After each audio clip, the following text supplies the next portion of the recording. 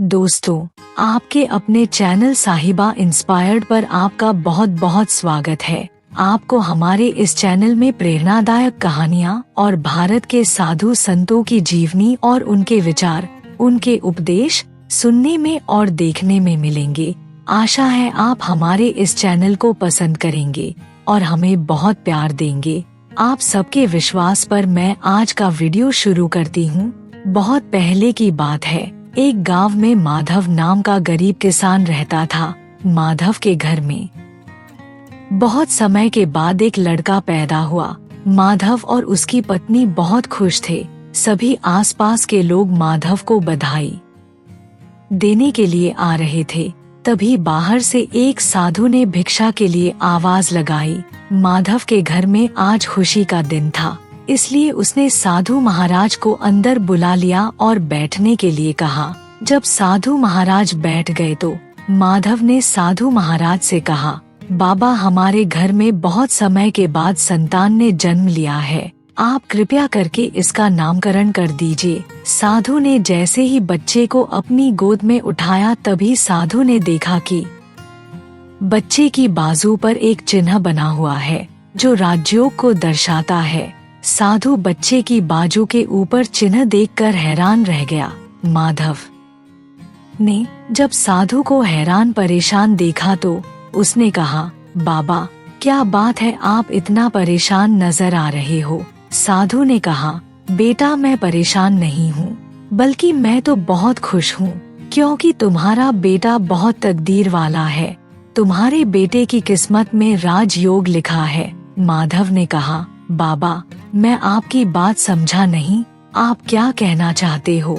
साधु ने कहा, बेटा, तुम्हारा पुत्र एक दिन राजा बनेगा। इसका विवाह 15 वर्ष की आयु में इस राज्य की राजकुमारी के साथ होगा और फिर ये इस नगर का राजा बन जाएगा। साधु की बात सुनकर माधव बहुत खुश हुआ। जब गांव के लोगों को पता चला कि माधव का बेटा एक दिन इस नगर का राजा बनेगा, तो सभी लोग उसको देखने के लिए आने लगे। एक दिन की बात है, उस नगर का राजा हिरण का शिकार करता करता काफी दूर निकल गया, लेकिन हिरण राजा के हाथ में नहीं आया। राजा को हिरण का पीछा करते करते प्यास लग गई थी, लेकिन राजा को आसपास कोई नदी या तालाब नजर नहीं आया जहाँ से वो पानी पी सके। राजा पानी की तलाश में भटकता हुआ उसी गांव में पहुंच गया जहां माधव रहता था। तभी राजा की नजर एक बूढ़े आदमी के ऊपर पड़ी। राजा ने बूढ़े आदमी से पानी मांगा। बूढ़े आदमी ने राजा को रुकने के लिए कहा और अपनी झोपड़ी के अंदर से पानी लेने के लिए चला गया। बूढ़े आदमी ने पानी लाकर राजा को दिया। राजा पानी पीने लगा। तभी राजा ने देखा कि बहुत सारे लोग इकट्ठे होकर कहीं जा रहे हैं।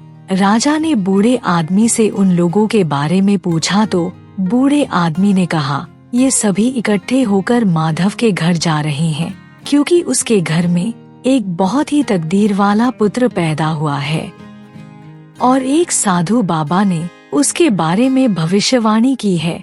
राजा ने पूछा, बाबा, ऐसी कौन सी भविष्यवाणी की है जिसके कारण सभी लोग वहां जा रहे हैं। बूढ़े आदमी ने कहा, साधु बाबा ने बताया है कि जब माधव का बेटा 15 साल का होगा तो उसका विवाह इस राज्य के राजा की पुत्री के साथ होगा और उसका पुत्र इस राज्य का राजा बनेगा।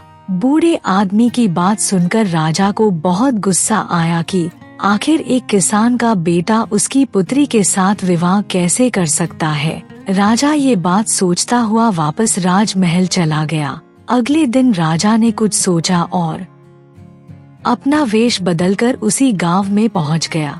राजा लोगों से पूछता पूछता माधव के घर जा पहुंचा और उसने माधव के घर के बाहर जाकर उसको आवाज लगाई। माधव उसकी आवाज सुनकर घर से बाहर आया और उससे पूछा कि आप कौन हो और किस लिए आए हो।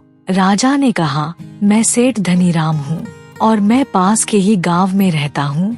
मैंने लोगों से सुना है कि तुम्हारे घर में एक तकदीर वाला पुत्र पैदा हुआ है और उसकी किस्मत में राजयोग लिखा हुआ है। माधव ने कहा, हाँ सेठ जी, आपने सही सुना है। राजा ने हरिया से कहा, अगर तुम बुरा ना मानो तो एक बात कहो।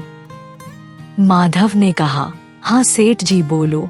राजा ने कहा, तुम अपना बच्चा मुझे दे दो, इसके बदले में मैं तुम्हें बहुत सारा धन दूंगा और तुम्हारे बच्चे का पालन पोषण भी करूंगा। माधव की पत्नी ने कहा, नहीं सेठ जी, मैं अपना बच्चा आपको नहीं दे सकती। राजा ने कहा, तुम एक मामूली से किसान हो, तुम अपने बच्चे का पालन पोषण अच्छी तरह से कैसे कर सकोगे? माधव ने सेठ की बात सुनकर कहा, हाँ सेठ जी, आप ठीक कहते हो, हम इस बच्चे का पालन पोषण अच्छी तरह से नहीं कर सकेंगे। माधव की बात सुनकर उसकी पत्नी ने कहा, ठीक है सेठ जी, मैं आपको अपना बच्चा देने के लिए तैयार हूँ, लेकिन जब ये 15 साल का हो जाएगा तब आप मुझे इसे वापस कर दोगे। राजा ने कहा, ठीक है, जब तुम्हारा बच्चा 15 वर्ष का हो जाएगा तो मैं इसे तुम्हें वापस कर दूंगा। ये कहकर राजा ने बच्चे को ले लिया और वहाँ से चला गया। लेकिन दोस्तों, राजा उस बच्चे का पालन पोषण करने के लिए नहीं लेकर गया था, बल्कि वो उसे मारना चाहता था। राजा उस बच्चे को लेकर नदी के किनारे पहुंचा, लेकिन बहुत कोशिश करने के बाद भी राजा उस बच्चे को नदी में नहीं फेंक सका। बहुत सोचने के बाद राजा ने एक लकड़ी का संदूक लिया और बच्चे को उसके अंदर बंद करके नदी में बहा दिया। राजा ने सोचा, संदूक गहरी नदी में जाकर अपने आप ही डूब जाएगा और ये बच्चा मर जाएगा। ये सोचकर राजा अब निश्चित होकर ये सोचता हुआ वापस राजमहल में चला गया कि अब ये बच्चा वापस नहीं आएगा और मेरी बेटी के साथ इसकी शादी भी नहीं होगी। उधर वो संदूक बहता हुआ एक नदी के किनारे पर पहुंचा, जहां पर एक धनवान सेठ सूर्य देवता को जल चढ़ा रहा था। सेठ ने जब संदूक को खोलकर देखा तो उसके अंदर एक बच्चे को देखकर वो हैरान हो गया। उस सेठ की कोई संतान नहीं थी। सेठ उस बच्चे को अपने घर ले गया। सेठ की पत्नी बच्चे को देखकर बहुत खुश हुई। उसने जब सेठ से पूछा तो सेठ ने उसको बच्चे के बारे में बताया कि कैसे वो उसे नदी में बहता हुआ मिला है। सेठ और उसकी पत्नी ने बच्चे के लिए भगवान को हाथ जोड़कर धन्यवाद किया। अब वो बच्चा सेठ के घर में पलने लगा। इसी तरह धीरे धीरे 15 वर्ष बीत गए। सेठ ने उस लड़के का नाम बादल रखा था। बादल बहुत ही समझदार और बुद्धिमान था। एक दिन बादल को अध्यापक पढ़ा रहा था। अध्यापक जो कुछ भी पूछता, बादल तत्काल उसका जवाब दे देता। ये देखकर अध्यापक ने बादल को कहा, तुम तो बहुत ही समझदार और ज्ञानी हो, तुम आगे चलकर बहुत बड़े आदमी बनोगे। अध्यापक बादल की प्रशंसा कर रहा था कि तभी वहाँ से वही राजा गुजर रहा था जो किसी दूसरे राज्य में जरूरी कार्य के लिए जा रहा था। राजा ने जब बादल की तरफ देखा तो राजा वहीं पर रुक गया। राजा ने बादल से पूछा, तुम कौन हो और कहाँ रहते हो और तुम्हारे पिताजी का नाम क्या है? बादल ने कहा, महाराज मैं सेठ पन्नालाल का पुत्र हूँ। ये पूछकर राजा वहाँ से चला गया। अपना कार्य करने के पश्चात राजा जब वापस आता है तो वो सेठ पन्नालाल के घर जाता है और उससे कहता है कि तुम्हारा बेटा बहुत ही समझदार और बुद्धिमान है। सेठ पन्नालाल ने राजा की बात सुनकर कहा, महाराज मैं उसका असली पिता नहीं हूँ, मैंने तो उसे सिर्फ पाला है, लेकिन वो मेरे लिए बेटे से भी बढ़कर है। राजा ने सेठ पन्नालाल से पूछा, ये लड़का आपको कहाँ से मिला? फिर सेठ पन्नालाल ने राजा को सारी कहानी सुनाई कि कैसे वो उसे बहते हुए पानी में से मिला था। जब राजा ने सेठ पन्नालाल की बात सुनी तो वो चौंक गया। राजा समझ गया था कि ये बच्चा वही है जिसे मैंने 15 साल पहले नदी में बहा दिया था। राजा और सेठ पन्नालाल अभी बातें कर ही रहे थे कि वहाँ पर बादल आ गया। राजा ने बादल को देखा तो उसने सेठ पन्नालाल से कहा, सेठ जी मुझे आगे किसी कार्य से जाना है, अगर आप अपने बेटे के हाथों मेरी एक चिट्ठी महारानी तक पहुंचा दो तो मैं उसको सोने की 100 मोहरें दूंगा। बादल ने ये सुनकर राजा से कहा, हाँ महाराज, क्यों नहीं, मैं आपकी चिट्ठी जरूर पहुंचा दूंगा। राजा ने चिट्ठी में चुपचाप एक संदेश लिखा और चिट्ठी के ऊपर मोहर लगा दी और चिट्ठी बादल को पकड़ा दी। बादल चिट्ठी लेकर चला गया। बादल चलते चलते एक घने जंगल से गुजर रहा था कि वो रास्ता भटक गया। उसे रास्ता ढूंढते ढूंढते रात हो गई। बादल रात गुजारने के लिए कोई जगह ढूंढने लगा, तभी उसकी नजर एक झोपड़ी के ऊपर पड़ी। बादल ने सोचा, मैं रात यहीं पर बिता लेता हूँ। ये सोचकर बादल घोड़े से नीचे उतरा और झोपड़ी के अंदर चला गया। जब बादल अंदर गया तो उसने देखा कि एक बूढ़ी माता खाना बना रही थी। बूढ़ी माता ने बादल को देखा तो उससे पूछा, तुम कौन हो और बिना इजाजत अंदर क्यों आए हो? बादल ने अपने बारे में बताया कि वो रास्ता भटक गया है, इसलिए रात गुजारने के लिए यहाँ पर आया है। बादल की बात सुनकर बूढ़ी माता को उसके ऊपर दया आ गई, लेकिन फिर बूढ़ी माता ने बादल से कहा, बेटा तुम्हारा यहाँ पर रुकना ठीक नहीं है, क्योंकि ये डाकुओं का अड्डा है। अभी कुछ ही देर में डाकू आने वाले हैं। यदि उन्होंने तुम्हें यहाँ देख लिया तो तुम्हारे लिए परेशानी खड़ी हो जाएगी। बादल ने कहा, लेकिन माताजी, इतनी भयानक रात में मैं कहीं और जा भी नहीं सकता। अगर मैं बाहर गया तो जंगली जानवर मुझे खा जाएंगे। इससे अच्छा है मैं यहाँ कोने में जाकर लेट जाता हूँ। ये कहकर बादल कोने में जाकर लेट गया। कुछ समय के पश्चात डाकू अपने घर वापस आते हैं। डाकू जब बादल को अपने घर में देखते हैं तो बूढ़ी माता से उसके बारे में पूछते हैं। बूढ़ी माता बताती है कि इसका नाम बादल है, ये बहुत ही नेक दिल बच्चा है और ये राजा के काम से राजमहल जा रहा है। जब डाकुओं ने ये सुना तो उन्हें कुछ संदेह हुआ। वो राजा की करतूत के बारे में जानते थे, इसलिए उन्होंने बादल की जेब से चिट्ठी निकाली और उसे पढ़ने लगे।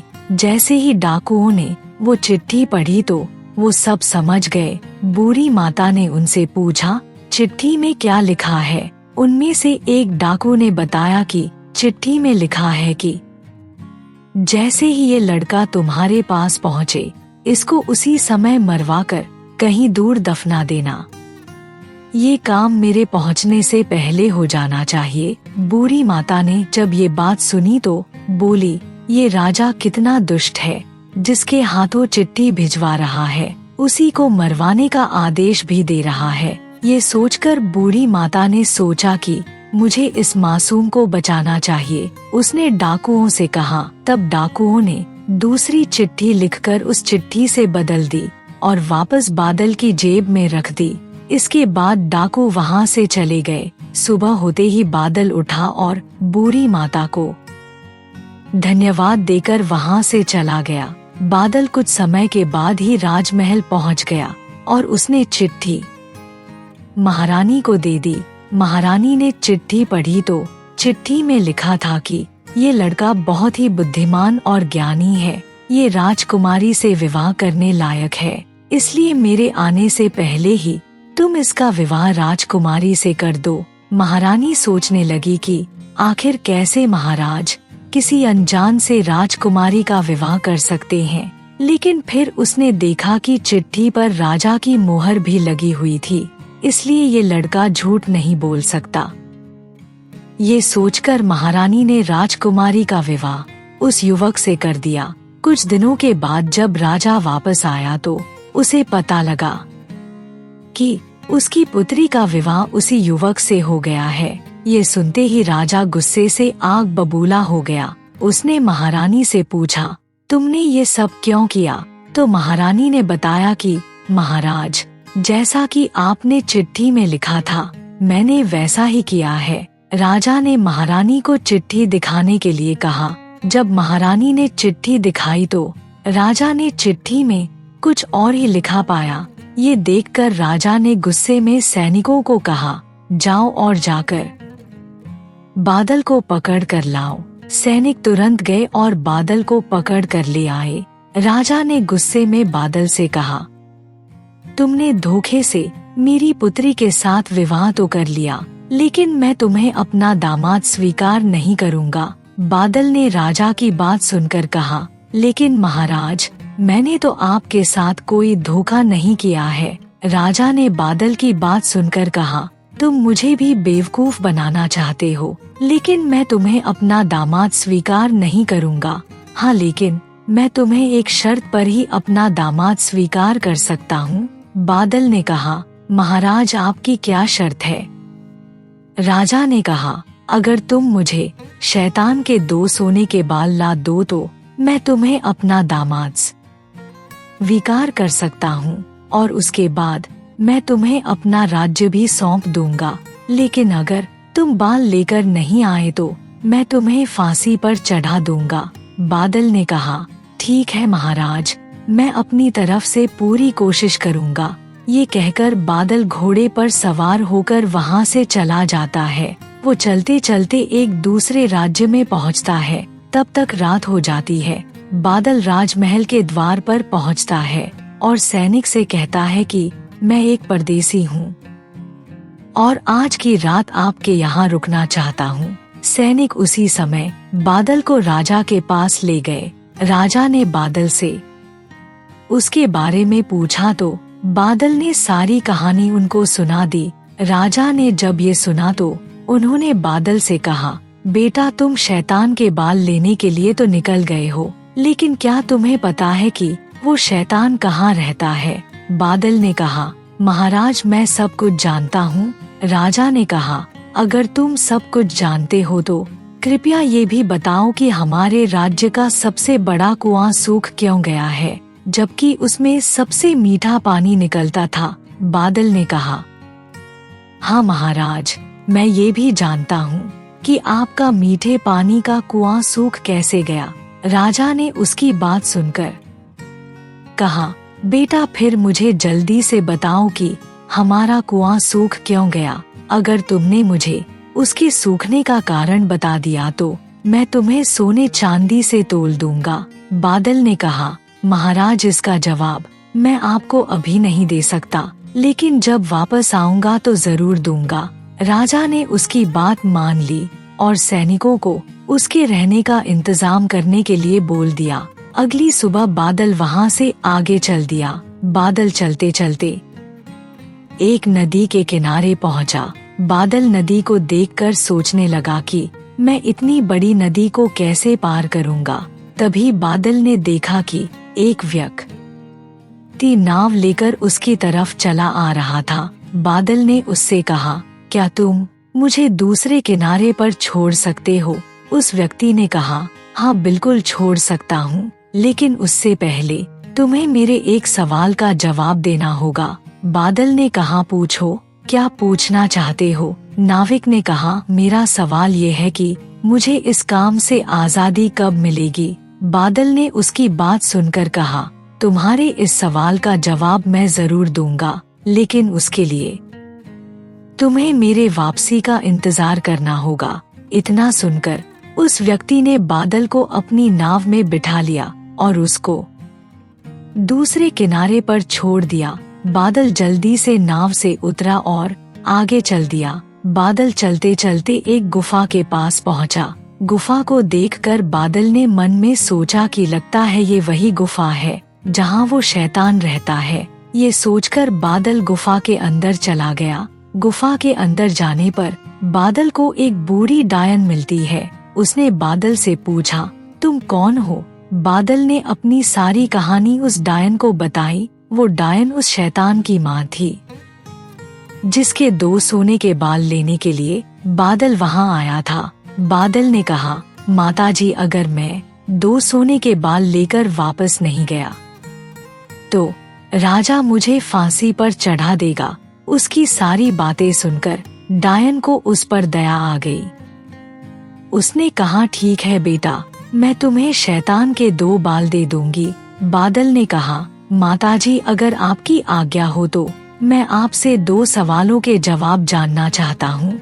डायन ने कहा, पूछो बेटा, क्या पूछना चाहते हो? फिर बादल ने वही दोनों सवाल पूछे कि कुआं सूख क्यों गया है और नाविक को आजादी कब मिलेगी। डायन ने कहा, बेटा इन दोनों सवालों के जवाब तो मैं भी नहीं दे सकती, इनके जवाब तो तुम्हें मेरा बेटा ही दे सकता है। तुम एक काम करो, मैं तुम्हें एक चींटी बना देती हूँ और तुम यहीं कहीं छुप जाना, क्योंकि अगर मेरे बेटे ने तुम्हें देख लिया तो वो तुम्हें नुकसान पहुँचा सकता है। ये कहकर डायन ने उसे चींटी बना दिया। वो चींटी एक जगह जाकर छुप जाती है। तभी कुछ देर बाद वो शैतान लौट आया। जब शैतान गुफा के अंदर आया तो उसे मनुष्य की गंध आई। उसने अपनी माँ से इसके बारे में पूछा तो उसकी माँ ने कहा, बेटा तुम कैसी बात कर रहे हो, यहाँ पर तो कोई भी मनुष्य नहीं है। लेकिन शैतान ने कहा, माँ ऐसा कैसे हो सकता है, मुझे तो मनुष्य की गंध आ रही है। उसकी माँ ने कहा, बेटा तुम मेरी बात पर विश्वास क्यों नहीं कर रहे? शैतान ने कहा, ठीक है माँ, आप सही बोल रही होगी। आज मैं काफी थक गया हूँ, इसलिए आराम करने जा रहा हूँ। उसकी माँ ने कहा, बेटा थक तो मैं भी गई हूँ, चलो हम दोनों ही सो जाते हैं। कुछ ही देर में शैतान गहरी नींद में सो गया। जब वो सो गया तो उसकी माँ ने सोचा, अब यही मौका है इसके बाल उखाड़ने का। वो डायन जल्दी से शैतान का एक बाल उखाड़ लेती है। बाल उखाड़ने से शैतान की नींद खुल गई। उसने अपनी माँ से कहा, माँ तुम मेरे बाल क्यों उखाड़ रही हो? उसकी माँ ने कहा, बेटा मैं बहुत डर गई थी, मैंने बहुत बुरा सपना देखा था। शैतान ने पूछा, माँ आपने क्या सपना देखा था? डायन ने कहा, बेटा मैंने देखा कि पड़ोसी राज्य में एक कुआं है जिसमें कुछ समय पहले मीठा पानी निकलता था, लेकिन अब वो कुआं बिल्कुल सूख गया है। आखिर ऐसा कैसे हो सकता है? शैतान ने कहा, माँ इसमें परेशान होने की क्या बात है? वो कुआं इसलिए सूख गया है क्योंकि उस कुएं में एक बहुत बड़ा पत्थर पड़ा है और उस पत्थर के नीचे एक बहुत बड़ा मेंढक है। अगर उस मेंढक को बाहर निकाल दिया जाए तो वो कुआं फिर से मीठे पानी से भर जाएगा। इतना कहकर शैतान फिर से सो गया। जब शैतान गहरी नींद में सो गया तो उसकी माँ ने फिर से उसका एक बाल उखाड़ लिया। शैतान की नींद फिर से खुल गई और वो अपनी माँ से बोला, माँ तुम क्यों मुझे परेशान कर रही हो? अब तुमने कौन सा सपना देख लिया? डायन ने कहा, बेटा अब तो मैंने और भी बुरा सपना देखा है। मैंने देखा है कि झुंझुनू नदी पर जो नाविक नाव चलाता है वो मुझसे पूछ रहा है कि मुझे इस कार्य से कब आजादी मिलेगी। शैतान ने कहा, माँ वो नाविक मूर्ख है। अगर वो अपना चप्पू किसी और आदमी को पकड़ा दे तो उसे इस कार्य से आजादी मिल जाएगी। लेकिन माँ अब तुम कोई और सपना मत देखना। ये कहकर शैतान फिर से सो गया। वो डायन चुपके से उठती है और चींटी को वापस से बादल बना देती है और उसको कहती है, बेटा ये लो सोने के बाल और तुम जल्दी से यहाँ से चले जाओ। बादल डायन का धन्यवाद करके वहाँ से चला जाता है। रास्ते में बादल को वही नाविक मिलता है। वो बादल को नदी पार करवा देता है। नदी पार करने के बाद बादल उसे उसकी आजादी का तरीका बता देता है और उसके बाद बादल अपने घोड़े पर बैठ जाता है और वहाँ से चल देता है। बादल चलते चलते कुछ ही देर में अंबर राज्य में पहुँच जाता है, जहाँ उसे अपने दूसरे सवाल का जवाब देना था। बादल ने राजा को जाकर कुएं को फिर से मीठे पानी से भरने का रास्ता बताया और जब राजा ने कुएं में से बड़े मेंढक को बाहर निकाला तो कुआं फिर से मीठे पानी से भर गया। राजा ये देखकर बहुत खुश हुआ। उसने बादल से कहा, तुम बहुत ही बुद्धिमान हो, मैं तुमसे बहुत प्रसन्न हूँ। आज ये कुआं तुम्हारी वजह से फिर से मीठे पानी से भर गया। ये कहकर राजा ने उसे बहुत सारा सोना इनाम में दिया। बादल ने सोने को घोड़े पर लाद लिया और अपने राज्य की तरफ वापस चल दिया और कुछ समय के पश्चात ही राजमहल पहुंच गया। बादल सीधा राजा के पास पहुंचा। उसने राजा से कहा, देखो महाराज, मैं आपके लिए शैतान के सोने के बाल ले आया हूँ। राजा ने बादल के पास 2 बहुत बड़े थैले देखे तो उसने पूछा, तुम इसमें क्या लाए हो? बादल ने कहा, महाराज, इसमें बहुत सारा सोना है। ये कहकर बादल ने दोनों थैले खोल दिए। इतना सारा सोना देखकर राजा हैरान हो गया। उसने बादल से पूछा, तुम्हें इतना सारा सोना कहाँ से मिला है? बादल ने कहा, महाराज, मुझे ये सारा सोना झुंझुनू नदी के उस पार पहाड़ियों पर मिला है। वहाँ पर बहुत सारा सोना पड़ा हुआ है। मैं वहाँ से जितना सोना ला सकता था उतना ही ला पाया हूँ। राजा ने जब ये सुना तो उसको लालच आ गया। उसने बादल से पूछा, क्या मैं भी वहाँ से सोना ला सकता हूँ? बादल ने कहा, हाँ महाराज, आप भी ला सकते हो। जब आप झुंझुनू नदी के पास पहुँचोगे तो वहाँ आपको एक नाविक मिलेगा। आप उस नाविक का चप्पू लेकर खुद नाव चलाना और नदी के दूसरी तरफ चले जाना, तभी आपको वहाँ सोना दिखाई देगा। लेकिन अगर अपने नाव नहीं चलाई तो आपको सोना दिखाई नहीं देगा। ये सुनते ही राजा के मन में लालच आ गया और वो तुरंत ही घोड़े पर बैठकर नदी के पास पहुंच जाता है। राजा ने नाविक को आवाज लगाकर बुलाया। जब नाविक किनारे पर पहुंचा तो राजा ने उसका चप्पू खुद उठा लिया और नाव को चलाकर दूसरी तरफ जाने लगा।